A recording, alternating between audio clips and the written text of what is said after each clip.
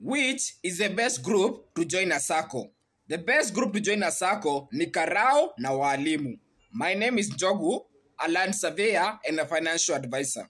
So this goes to Karao wote. Ujue, nyinyi Karao na walimu huwa mko na advantage moja sana. Yenye huwa mjui. One thing, mko na numbers. Kitu ingine, mkiwa policemen, hakuna the likeliness of a policeman kuacha service uanga ni ndogo sana. Again ujue, tu Karao tu atatolewa from Londiani police station, apelekwe kwa Nyatimbaya police station, lakini bado hajatoka service. So Karao watano mnafanya hivi. Mnashikana Karao 6 ama 8.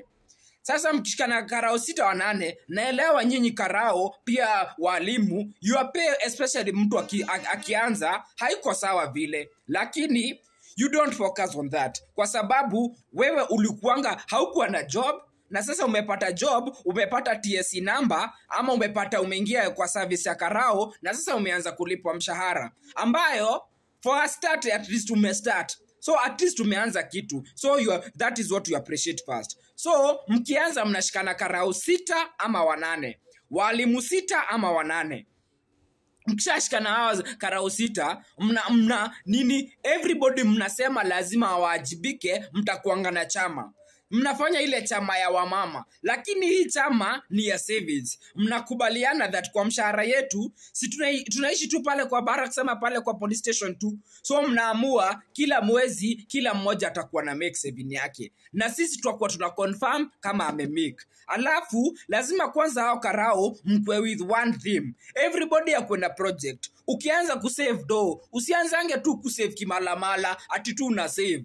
Kwanza unakuwa na project yenye unakuwa nayo. Unasema, maybe mimi uko Mushadha, nataka kujenga kujengea mama nyumba ya 600k. Maybe rafiki yako anasema, maybe anatakanga kuanza, brother yake ako na biashara ya viatu na yeye angetaka kuanza na maybe anahitaji 800k. Yule rafiki wa tatu pia maybe ako na objective. Anasemanga uko Mushadha maybe tuko na shamba kubwa sana na naweza taka kutumia ile shamba. Sasa ile shamba ya Mushadha nitafanya aje? Juu tuko na 5 acres nyumbani, na nyumbani bado kuko green, maybe naweza invest niweke ng'ombe, wazazi wako nitawaandikia wafanyikazi na tutatumia ile shamba ya nyumbani kwa sababu wazazi watasaidika, pia mimi nitasaidika na my siblings wenye ni wadogo tutawafunza na hiyo project. So that is it. Kwanza mnashikana Karao 6 ama Karao 8 ama walimu 6 wenye mko na the same objective.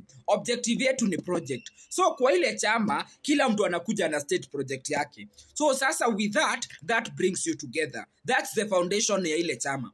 Hii chama huwa mna save, lakini saving hamletangi pesa pamoja. Kila mtu ameregister kwa sako moja. Mmeregister kwa sako moja kama individuals. So inamaanisha huyu mwenye anataka kwenda kuinvest huko nyumbani, anataka kuna Karao mwingine yeye ako na project, anataka kuanza biashara, mwingine anataka kujengea wazazi, mwingine anataka kuanza biashara kama ya sister yake, mwingine maybe ako na siblings wadogo sana na ameona ile mshahara analipwa haitaweza kufunza wa siblings. So what do? Unafanyia wazazi project. Sasa kwa ile project wazazi wanakuwa ni wao wanairan. Wakiran ile do inapatikana, that's the way unafunza wa siblings wadogo. Kwa sababu mshahara yako tunaelewa ni kidogo na maybe haita make. Sasa ujue kama mshahara yako ni kidogo, as a land surveyor, you don't focus on that. Una concentrate, una focus. Kama land surveyor, we move from the unknown to the known point. So kama mshahara yako ni kidogo, tumia hiyo kidogo ikusaidie ili upate kubwa ama upate pesa zaidi. Si lazima uraise rank pale kwa Karao, unaweza pia anza biashara yako. So pale Karao wameshikana Karao 5, Karao 8. So sasa Karao 8 wako kwa chama. Kila chama huwa wana record kila mtu venye alimake savings. Sasa lazima mnakaguana kama ni ile sako. Kila mtu anakujana na anaonyeshana evidence that hii mwezi tulilipwa 23rd. Uzuri wa Karao na walimu ulipangwa the same day. So hakuna Karao na hepa, mnashikana, mnasema siku ya kama 23rd tumelipwa, kila mtu ana save 5k ama 10k. Whichever yenye mtakubaliana. The amount is not the problem. Kwa saving, the amount is not the problem. The problem is consistent. hata ukianza kusave 1k, as long as you save it consistently, bado itaweza. Lakini juu mko kwa service na mmeanza na jukumu si mingi, mna save 5 to 10k. After mna save 5 to 10k, what do you do? Kwa hiyo sako kila mwezi mna ensure that kila mtu ana save. Hii sako haja yenu ni kila mtu asave 150k. After ame save 150k, alafu ile sako iwapatie times 3. Sasa ikiwapea times 3, itawapea kitu 450. Kama mlitaka kila mtu aanze afanye project ya 600k, lazima msave mpaka 200k. Ili sako iwapea times 3, ili sako iwapea 600k. So this is what mnafanya Karao. Kila siku you monitor each other. Mna monitor each other at kila mtu ana save. After me confirm kila mtu ana save, after the duration mtakuta kila mtu amefikisha 200k ama 150k yake. So sasa mnafanya hivi kwa sako. Sako mnaifanyia kitu inaitwa kufinish kumalo. So what is it kufinish kumalo? Yule besti wenyu wa kwanza anaenda anachukua loan. Akichukua loan, sako ile ugumu wa kuchukua sako ni kama huko na consistent savings. Tena kitu ingine kwa sako ni kama una guarantors. Alafu hawa guarantors lazima wakuwe mefikisha ile pesa. So kama unataka 600k, lazima usainiwe na guarantor 3 ama 5 wenye wamefikisha ile pesa. Kumbuka nyinyi ni 8. Mkiwa 8, wa kwanza anaendea mnamsainia, wa pili anaendea mnamsainia, wa tatu anaendea mnamsainia. So by the time nyinyi wote 8, obvious mtakuwa mmepata. Kwa hiyo sako mtakuwa mmepewa like around kila mtu anapewa 600k kwa sababu mmesave 200 Gs. So 600k times 8 people mmepewa, nyinyi yote mmepewa around 4.8 million.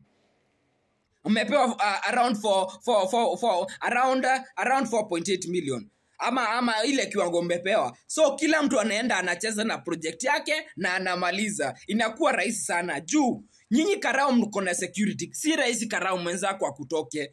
The reason wana biashara unalemanga kufanya hivi, leo mnauza viatu na neighbor yako, alafu neighbor yako maybe biashara yake inaenda mbaya, ana change biashara ama ana change location. So kwa sako mnaacho mkiumia. So nyinyi Karao, kama wewe ni Karao na umesikiza hii video, ensure umeshare kwa group yenu iwafikie. Kama wewe ni mwalimu umesikiza hii video, share because that power. Kama umepata ile TSC number, kama mwalimu amepata TSC number, the match anaweza fanya ni kuhama from one school to another school, lakini hata toka kwa profession. Watu wenye wanauzanga biashara la kamba mtumba, leo unakuta biashara yako anauza viatu zikimchoma, unasikia ameenda mahindi kimchoma, anaenda biashara ingine. So the reason ya watu wengine wazangi fanya hiyo ni kuhama. So take advantage of that. Na you guys empower yourself. Na I'll be happy in the comment section. Na siongelele yule Karao senior, siongelele yule PPO, naongea huyu Karao mwenye mejoin service analipwa 21